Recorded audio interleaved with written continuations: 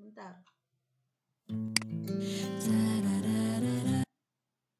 Bentar.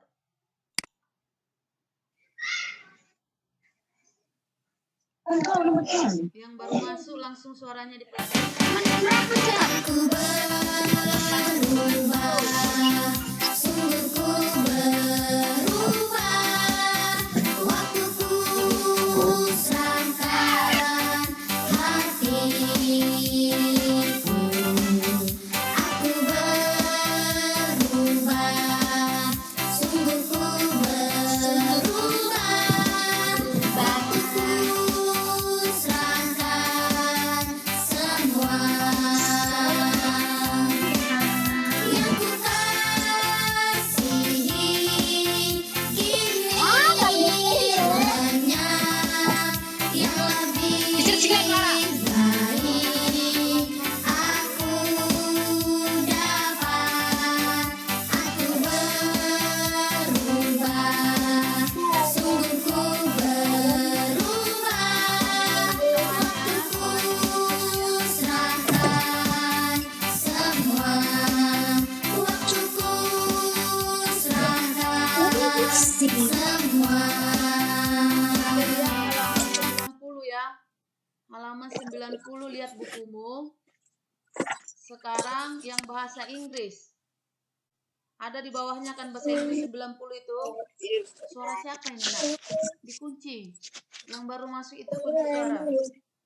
Coba lihat temannya yang masih mikrofonnya masih hidup, di chat.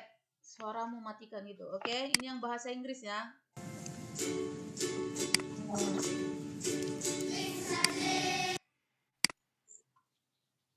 Bentar.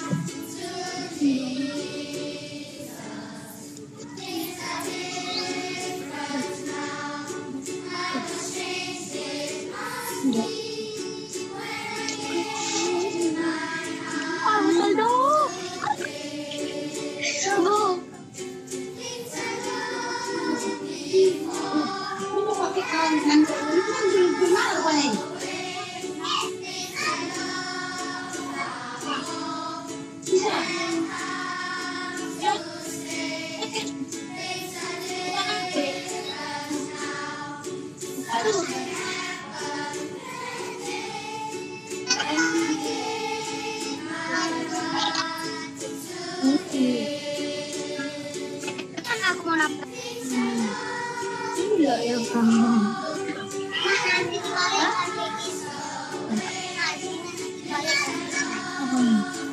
Halo. Ini. Kenapa? Tahu kok. Ini nampak. Aduh. Gini aja.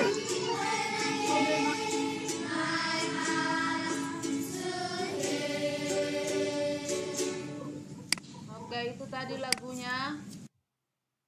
Kenapa ribut kali tadi? Suara siapa yang ribut-ribut itu, Nak? Rias kunci suaranya, Bunga kunci suaranya. Ya. Oke. Bunga suaranya, Nak. Si Bunga suaranya masih terdengar. Oke. Yang sudah masuk. Udah. Sekarang siapa yang mau pimpin doa singkat saja, nggak usah panjang-panjang. Angkat tangannya. Langsung kasih suara. Nggak ada yang mau berdoa? Semua ada yang mau berdoa? PB berdoa dulu. Bisa PB berdoa. Tuhan, kami mau belajar, berkati kami. Amin. Nggak usah panjang-panjang PB. Bisa, bahasa Inggris pun jadilah. Bisa PB berdoa? Samuel berdoa, bah. Bagaimana ada kelas 5 nggak bisa berdoa? Samuel. Oh Tuhan. Mana si Wendy? Belum masuk si Wendy. Juan sudah masuk. Justin aja berdoa, Nak. Ayo Justin. Tuhan kami mau belajar, berkati kami gitu. Yuk. Silau nak, putar kameramu Justin. Jadi biar nampak wajahnya nak. Putar, kamu duduk putar hadap sini. Biar nggak kelihatan wajahmu. Oke, sudah. Yuk. Teman-teman, mari kita berdoa. Tuhan Yesus, kami mau belajar Tuhan. Kami sedang belajar Tuhan. Terima kasih Tuhan dalam menjaga kami Tuhan. Dan Tuhan, singkirkanlah ini biar kami bisa belajar Tuhan. Dalam nama anak-Mu Tuhan. Amin. Amin. Juan suaranya dipelanin sama si Bunga. Suaranya Bunga sama si Juan. Oke, udah mantap. Sekarang kita belajar. Kemarin kita sudah sampai di halaman 91. Cepat-cepat bukunya dibuka. Kita harus selesaikan ini 91 ini.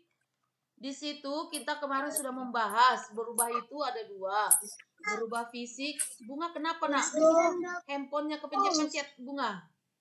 Jangan disentuh-sentuh nak.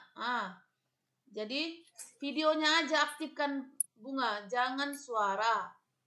Sama si Juan kasih video biar nampak wajahnya. Ya. Udah. Sekarang perhatikan. 91 bagian A, cara hidup orang yang belum menerima keselamatan. Artinya cara hidup, maksudnya hidupnya orang yang belum menerima keselamatan. Artinya belum percaya kepada Yesus. Kalau dia sudah percaya kepada Yesus, itu artinya dia sudah menerima keselamatan yang Tuhan Yesus berikan. Itu arti dari judulnya itu. Cara hidup orang yang belum menerima keselamatan. Artinya bagaimana hidup orang yang tidak percaya kepada Yesus atau belum mengakui Yesus sebagai Tuhannya. Yang pertama di sana kita lihat cara hidup yang lama itu adalah bait kedua bagian A halaman 91, suatu gaya hidup yang diwarnai dengan dosa. Jadi kalau misalnya teacher bertanya, cara hidup yang lama itu seperti apa Samuel? Cara hidup yang lama, baru dibaca ini. Diwarnai dengan apa Samuel? Diwarnai maksudnya warna-warna hidupnya itu penuh dengan apa? Samuel. Halaman 91. Dengan dosa, teacher. Bait kedua, lihat Samuel, cepat-cepat bukunya dilihat. 91, cara hidup A, bait kedua. Diwarnai dengan apa? Samuel dulu. Ya, dengan dosa.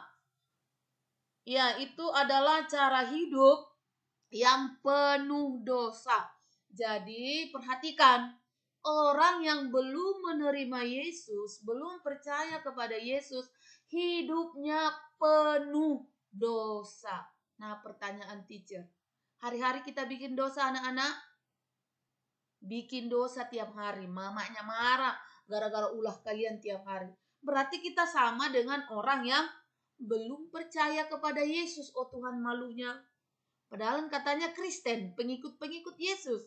Tapi kenyataannya hidup kita sama seperti orang yang belum percaya kepada Yesus. Karena apa? Cara hidup orang yang belum percaya itu diwarnai dengan dosa, penuh dosa. Diwarnai itu artinya itu kamu seperti mewarnai. Warnanya misalnya merah-merah, semua penuh warnanya itu. Berarti hidupnya itu dosa semua, itu maksudnya diwarnai. Jangan bingung dengan kata diwarnai. Artinya, arti sederhananya adalah orang yang belum percaya kepada Yesus, yang belum menerima Yesus sebagai Tuhan, dan juru selamatnya adalah selalu berbuat dosa. Nah, sekarang pertanyaan teacher. Hari-hari kita buat dosa?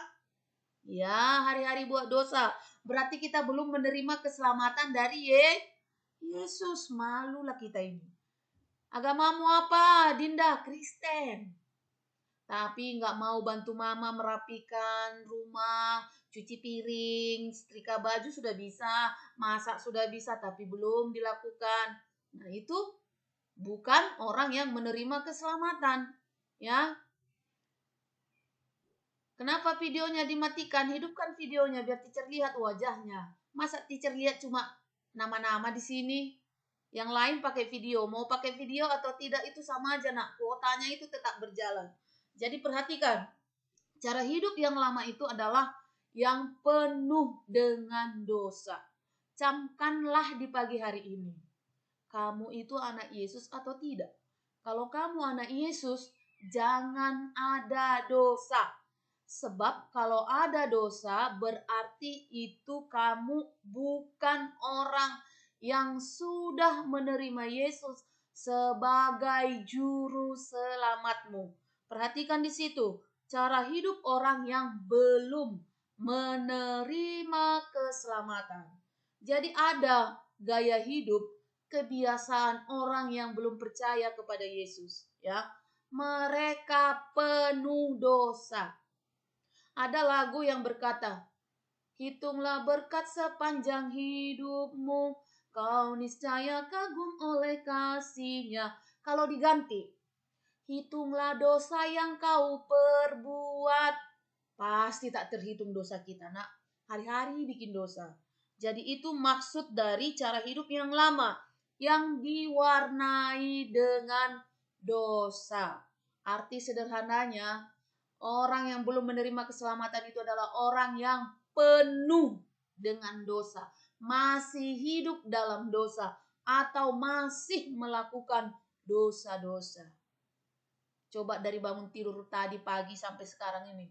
Coba kalau dihitung dosa si Samuel, si Glenn, si Wendy, si Justin, Leoni, pasti sudah ada 10. Itu sedikit sekali 10, ya kan. Bangun tidur, apalah aku dibanguni. 1. Kan? Nggak dirapikan tempat tidurnya. 2. Ketiga, berantem sama adik. Udah 4. Yang kelima, makan tidak berdoa. Udah 6. Ya kan? Teriak-teriak, marah-marah, bentak-bentak, bicara yang kasar. Sudah 7. Aduh, tak terhitung dosa-dosa yang kita buat setiap hari. Jadi, camkanlah pagi hari ini, tolong, kalau kamu sudah menyebut dirimu anak Yesus, Kristen, pengikut-pengikut Yesus, buang segala dosa. Yesus buang dosaku ke laut, bur. Jangan dipakai terus. Yesus sudah buang dosa kita ke laut. Perhatikan lagi bait kedua di sana. Cara hidup seperti ini memang sungguh sangat menyenangkan karena manusia tidak perlu menahan diri untuk melakukan segala sesuatu. Artinya apa? Buat dosa itu enak. Gak perlu tahan-tahan. Aduh, mau bohong, tahan dulu. Aduh, gak usah bohong, tahanlah, jujur dulu. Susah kali menahan untuk tidak berbohong. Tapi untuk berbohong cepat sekali, gampang melakukan. Ya kan? Coba misalnya, perut si Samuel lapar tuh. Jadi, karena lapar, dia mau makan. Karena tidak ada makanan lagi, dia cari-cari lah. Pundi-pundi mamanya, dompet, ya kan? Dicari-cari, mau jajan, dia tidak mau kelaparan. Itu enak, dapat duit langsung belanja, langsung jajan, ambil uang mama, enak kali, senang, gampang, ya kan. Tapi kalau untuk menahan, aduh janganlah, aduh lapar kali, aduh Tuhan tolong, jangan sampai aku berbuat dosa, biarlah aku lapar, kalau bisa aku masak lah, ada telur kek atau apa, nasi, makan nasi aja lah. Susah itu, tidak bisa, tidak gampang untuk berbuat baik. Tapi untuk berbuat dosa gampang, bohong gampang, ya kan. Malas gampang, untuk rajin susahnya minta ampun. Ya enggak? Untuk bantu mamanya si PB susahnya minta ampun, ya kan? Tapi kalau untuk bermain gampang sekali si PB, langsung pergi lari di lapangan, kejar sana, kejar sini, hantam sana, hantam sini, ya kan? Itu contoh. Jadi perhatikan, sungguh sangat menyenangkan karena nggak perlu menahan diri. Iyalah, kalau berbuat baik itu ditahan. Tahan, aduh jangan sampai aku marah, tahan Tuhan.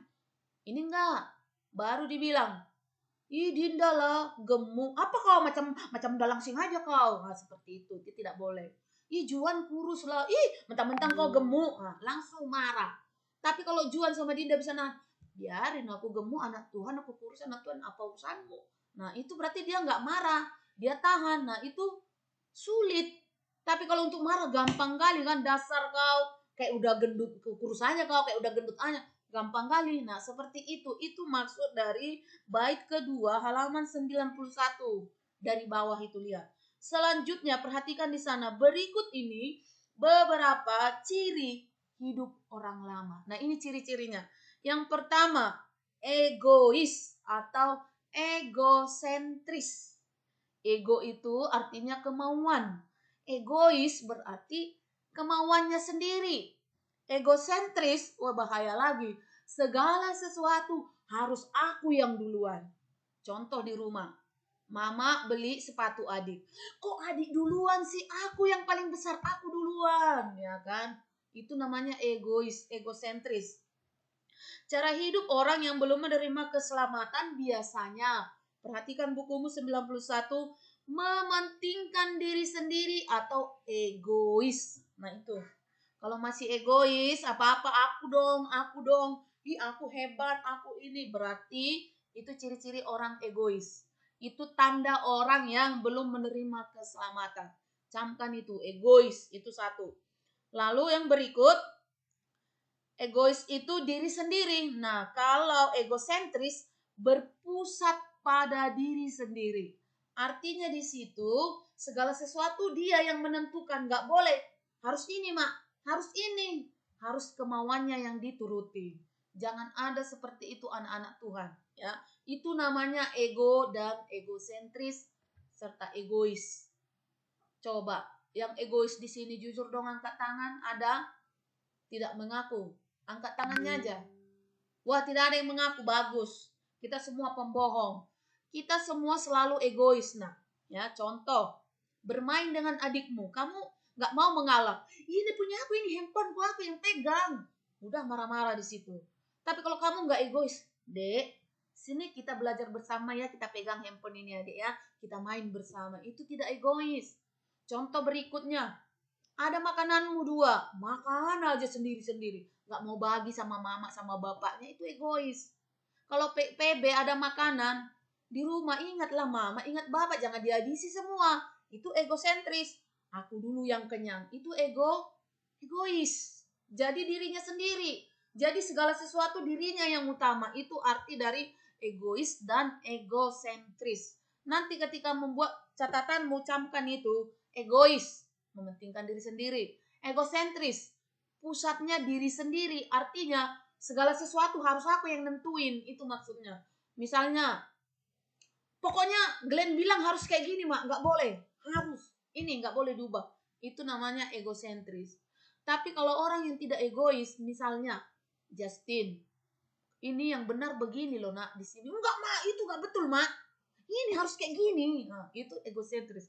Tapi kalau si Justin bilang kayak gitunya Mak, oh iyalah, ya udahlah Mak, kita ikut itu aja. Nah, itu tidak egois, dia menerima orang lain. Itu maksud dari egois. Jadi ingat, yang pertama adalah egois. Halaman 92. Lihat halaman 92. Apalagi ciri orang berdosa di sini, ya. Contoh orang egois itu adalah Herodes, ya. 92 paling atas, bait pertama. Yang egois itu adalah si Herodes. Kenapa dia egois? Harus aku jadi raja, harus aku yang disembah semua orang. Enak aja, mana ada raja lain. Yesus lahir itu, prajurit cari, di mana ada bayi umur 2 tahun lahir, bunuh mereka semua. Dibunuhnya semua anak laki-laki yang umur 2 tahun ke bawah. Lalu Yesus mengungsi, pergi ke Mesir. Pergilah Yusuf ke Mesir, bawa bayinya supaya tidak dibunuh si Herodes.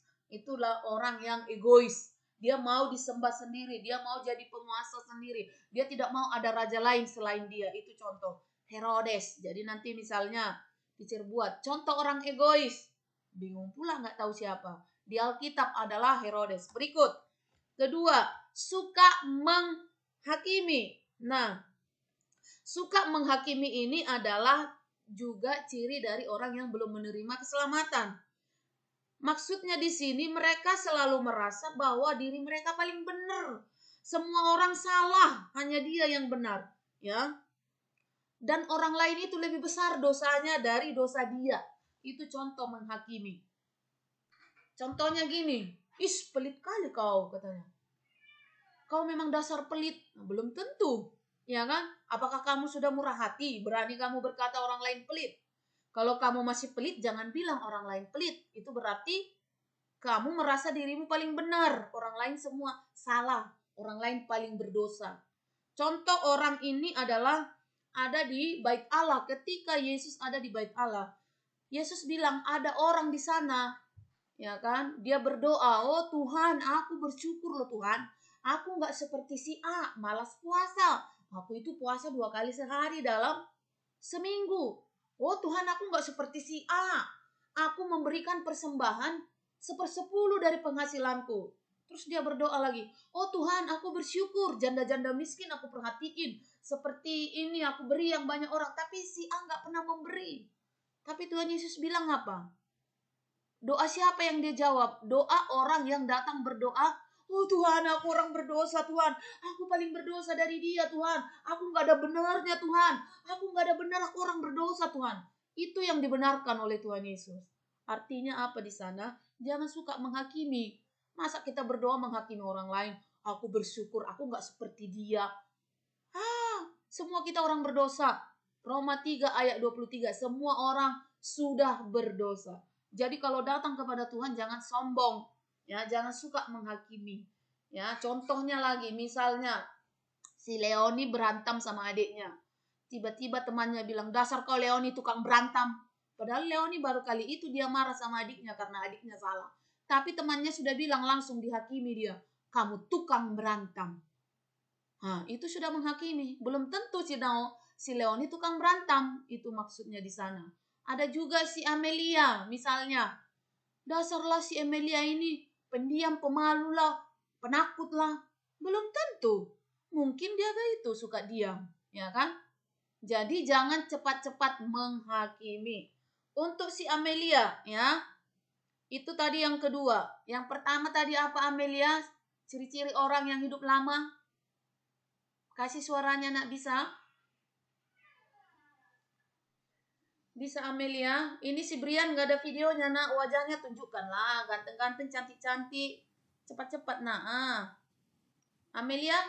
Yang pertama tadi apa nak? Ciri orang berdosa.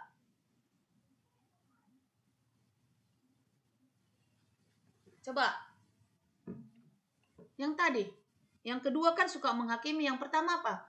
Lihat bukumu halaman apa? Egois dan egosentris. Iya, egois dan egosentris. Yang kedua, coba si PB. Ciri orang yang belum menerima keselamatan, yang belum percaya Yesus.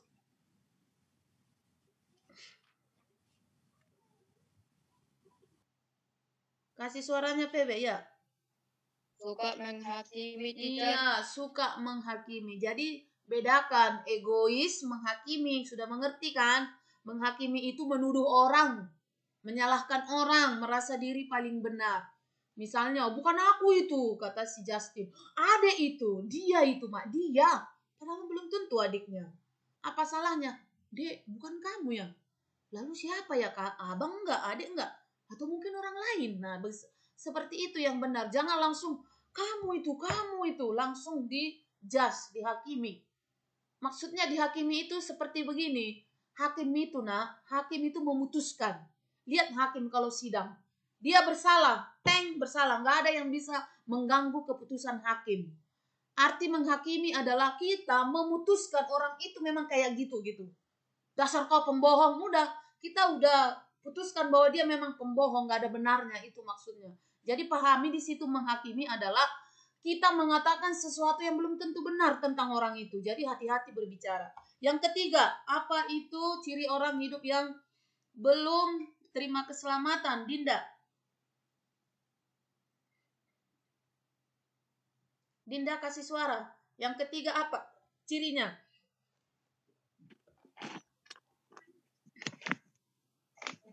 Yang ketiga, lihat Tinggi hati, teacher. Ya, tinggi hati. Lihat bukumu Dinda 92. Yang pertama tadi egois, yang kedua suka menghakimi, lalu yang ketiga tinggi hati. Tinggi hati di sini bukan berarti hatinya itu sampai ke langit tinggi jadi memanjang, bukan. Tinggi hati di sini adalah sifatnya. Contoh gini, Justin inilah baik kali kata orang. Langsung si Justin, memang aku yang paling baik. Oh, langsung dia tinggi hatinya. Terus dibilang lagi, ih ganteng kali kau Juan. Langsung si Juan, ya emang ada yang lebih ganteng dari aku selain aku, kata si Juan. Itu contoh. Jadi dia selalu meninggikan dirinya dari orang lain. Itu tinggi hati. Perhatikan di situ. Tinggi hati atau lebih dikenal dengan sombong. Sombong dia. Itu tinggi hati. Kan tadi dibilang, ih Juan kau ganteng kali. Langsung dia merasa sombong. Ya memang aku ganteng, kan? Langsung sombong, langsung tinggi hatinya. Berikutnya, mereka merasa bahwa diri mereka paling sempurna. Benar kan? Paling sempurna. Tadi si Juan. Juan kamu ganteng kali. Ya memang aku yang paling ganteng, kan? Merasa sempurna. Merasa yang lain gak ganteng. Merasa yang lain itu jelek. Itu contoh. Jadi jangan ada seperti itu di kelas 5. Misalnya, PB kau tinggi sekali. Iya, memang aku tinggi kau pendek. Kenapa rupanya? Nah, itu langsung sombong si PB. Langsung tinggi hati. Samuel kau pendek kali. Apa urusanmu kalau aku pendek? Itu namanya sudah berkelahi. Tapi kalau dibilang, Samuel kau pendek, puji Tuhan. Semua ciptaan Tuhan. Nah itu yang hebatnya. Jangan bilang, biarin pendek-pendek juga aku bisa nanti hebat. Nah, itu langsung menyombongkan diri, langsung sombong atau tinggi hati. Jadi perhatikan, egois, menghakimi, tinggi hati atau sombong adalah ciri orang yang belum menerima keselamatan. Perhatikan itu. Berikutnya, itu tadi cara orang yang belum bertobat, yang belum percaya kepada Yesus. Nah yang kedua, coba baca B. Si Wendy, B, baca. Halaman 92. B, bagian B. Cara hidup orang yang telah diselamatkan. Orang yang telah menerima kasih karunia Tuhan atau yang telah diselamatkan dan menerima keselamatan itu tentu harus menunjukkan cara memiliki cara hidup yang baru sebagai ungkapan syukur atas keselamatan yang telah dianugerahkan oleh Tuhan. Oke, stop. Matikan mic-nya, nak. Perhatikan, ya. Jadi, sekarang tadi yang belum menerima keselamatan. Nah, sekarang masuk ke orang Kristen. Orang yang sudah percaya Yesus. Orang yang sudah menerima keselamatan dari Yesus. Ya. Saron mana videonya, nak? Belum. Kami 10, 11 lah kelas 6. Itu saya nanti matematika itu saya belum tahunnya. Nggak tahu. Bukan itu salah kirim ke anak-anak. Iya, salah pengaturan berarti. Jadi nanti 10 saya udah masuk ke itu. Jadi kayak mana tuh? Kelas 6. Tugas saja. Ya, terserah. Oke, maaf ada gangguan, nak. Jadi perhatikan. Jadi lupa teachernya. Orang yang diselamatkan. Suara siapa yang terdengar ini, nak? Cara hidup orang yang diselamatkan. Artinya dia sudah percaya kepada Yesus. Ya. Dia sudah percaya kepada Yesus dan dia hidup baru. Jadi tadi camkan di sini. Arti belum menerima keselamatan itu adalah pendosa. Nah, sekarang 10 menit lagi kita selesai ya. Sekarang masuk ke sebentar, nak. Orang yang sudah diselamatkan, ya. Orang yang sudah diselamatkan itu dia hidupnya hidup baru. Suara siapa yang terdengar ini, nak? Hidup baru di sini bukan berarti dia baru lahir, bukan. Hidup baru di sini yang tadinya penuh dosa berubah menjadi tidak berdosa. Itu arti hidup baru. Aku telah lupakan hidupku yang lama. Sekarang aku berubah. Maksudnya di situ kita kan belajar aku berubah. Jadi kita berubah dari berdosa jadi tidak berdosa. Itulah arti dari cara hidup orang yang sudah diselamatkan. Maksudnya hidupnya baru. Kalau ditanya nanti apa itu cara hidup orang yang belum menerima keselamatan? Hidupnya penuh dosa. Cara hidup orang yang sudah menerima keselamatan. Hidupnya hidup baru, tidak berdosa lagi, itu artinya. Jadi perbedaan antara anak Kristen dan tidak Kristen adalah di dosa. Anak Kristen dia tidak berdosa. Di luar Kristen dia berdosa, itu maksudnya. Jadi cirinya yang pertama, baca halaman 91. Si Glenn. 91, Glenn.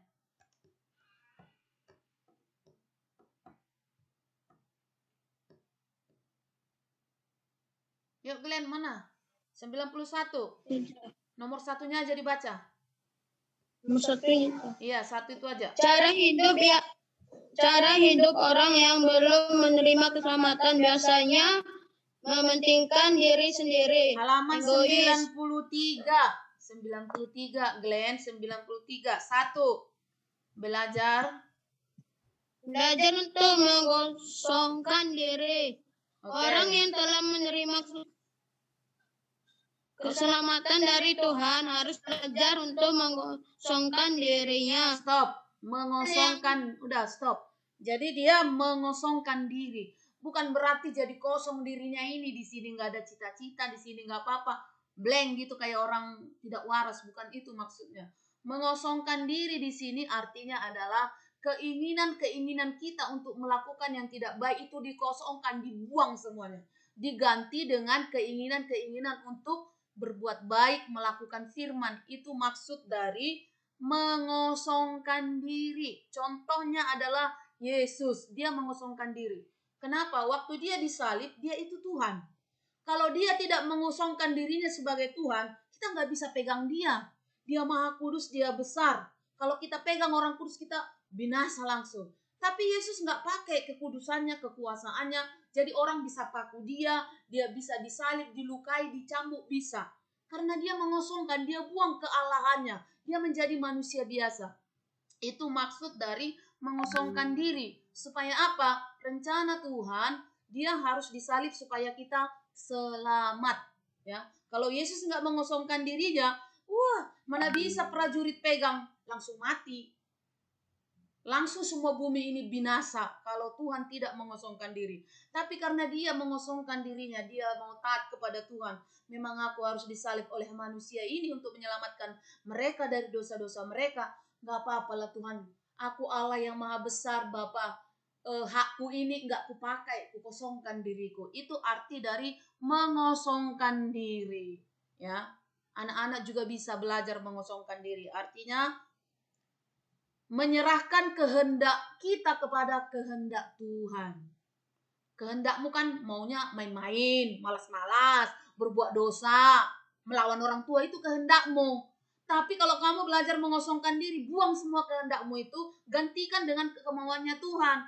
Maunya Tuhan kamu itu taat, maunya Tuhan kamu itu rajin, maunya Tuhan kamu itu dengar-dengaran, maunya Tuhan kamu itu jangan melawan orang tua. Anak sekolah minggu dengar-dengaran, turut orang tua, terlebih Tuhan, itu maunya Tuhan. Tapi setan datang, anak sekolah minggu hidup mau-maunya, suka-sukanya, lawan semuanya, itu kan? Itu bukan. Jadi kosongkan dirinya, artinya ganti keinginanmu itu. Keinginan untuk malas ganti dengan rajin. Keinginan untuk mencuri ganti dengan memberi. Keinginan untuk marah-marah ganti dengan murah hati, baik, suka berdamai. Itu maksud dari mengosongkan diri. Berikut, nomor 2. Baca si Bunga. Nomor 2.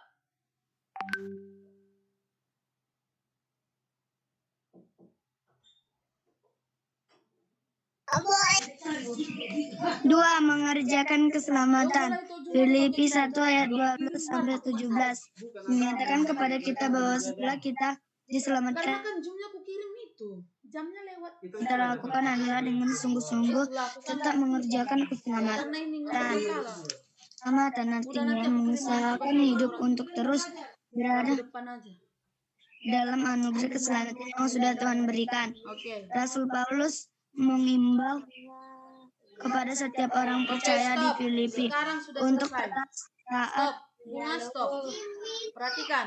Tadi kan dia sudah mengosongkan diri. Artinya keinginan-keinginan untuk berbuat jahat dilawan dengan keinginan baik. Itu mengosongkan diri. Lalu yang kedua, orang yang hidup baru itu seperti ini. Kerjakan keselamatan. Artinya bekerja, melakukan. Lakukan apa? Yang baik itu artinya. Jadi Filipi 1 ayat 12 itu adalah kita melakukan dengan sungguh-sungguh keselamatan, ya. Mengerjakan keselamatan artinya usahakan hidup untuk terus berada di dalam anugerah Tuhan. Artinya berusaha hidup benar setiap hari. Itu artinya mengerjakan. Bukan kayak gini kan, anak-anak kelas 5, tolong jadi baik ya, cuma didengar aja, nggak dilakukan. Itu nggak mengerjakan keselamatan. Tapi kalau kamu, aku udah percaya Yesus nih. Yesus bilang orang percaya itu harus baik, harus dengar-dengaran. Oh Tuhan, aku mau dengar-dengaran. Ketika dibilang, PB, kau sikat dulu kamar mandi itu. Siap mak, laksanakan. Itu dengar-dengaran. Tapi kalau si PB bilang, apa sih mama ini? Sikat toilet. Emang aku pembantu? Berarti kamu bukan hidup baru, masih hidup lama penuh dosa. Itu arti dari mengerjakan keselamatan. Dikerjakan, ya. Disuruh rajin sama firman Tuhan, rajinlah kamu di situ belajar. Disuruh taat, hai anak-anak, taatilah orang tuamu, kata Tuhan. Kerjakan. Kalau disuruh 100 kali pun kau Samuel disuruh mamamu nyapu rumah, sapu aja 100 kali, nggak masalah itu, capek, tapi masuk surga. Daripada nggak capek, enak santai-santai masuk neraka, dibakar kekal selama-lamanya. Itu maksudnya. Jadi biarlah kita bersakit-sakitan, biarlah kita menderita, tapi masuk surga. Daripada senang-senang bikin dosa senang, bohong senang, berdusta senang, malas senang, melawan orang tua senang, enak itu semua enak. Tapi ujungnya tidak enak. Ya, yang malas nanti dibakar, yang mencuri tangannya dipotong-potong, yang berbohong lidahnya digunting-gunting lah mungkin, dibakarlah, segala sesuatu akan ada hukumannya. Jadi tolong kerjakan keselamatan itu. Itu maksud dari hidup baru. Yang terakhir, waktu kita tinggal 1 menit. Yang terakhir, baca si judulnya saja. Amelia, 93, nomor 3 itu aja. Nomor 3-nya aja. Baca Amelia. Menjadi berkat. Ya, stop. Ciri yang berikutnya adalah menjadi berkat. Pada dasarnya kita telah lebih dahulu diberkati oleh Tuhan dengan anugerah keselamatan itu. Sebab Oke, itu, udah stop nak, stop. Oke. Perhatikan, jadi yang terakhir adalah, karena waktu kita tinggal 1 menit, menjadi berkat. Artinya ketika kamu diberkati, berikan ke orang lain, itu menjadi berkat. Contoh, si Justin kan dikasih Tuhan tuh, cepat nangkap, jadi pintar. Beri juga ke adikmu, ajari adikmu dengan sabar. Nanti kalau sudah lewat corona belajar, ajari temanmu, supaya juga dia bisa. Jangan nikmati sendiri. Contoh lagi, dia kaya banyak uangnya, banyak uang jajan. Nanti masuk sekolah dia nggak mau bagi, itu tidak menjadi berkat. Contoh lagi, nanti dia punya pena 10, dia nggak mau bagi, nggak mau jadi berkat. Arti berkat di sini berbagi, menjadi alatnya Tuhan untuk melakukan yang baik. Itu arti dari menjadi berkat. Oke? Tutup matanya, kita berdoa karena sudah selesai. Tuhan Yesus yang baik, kami bersyukur Tuhan sudah menolong kami belajar untuk hidup baru dan hidup yang tidak baru. Tuhan Yesus tolong supaya kami semua belajar menjadi hidup baru, taat kepada Tuhan. Di dalam nama Tuhan Yesus Kristus kami sudah berdoa mengucap syukur. Amin. Oke. Sudah selesai.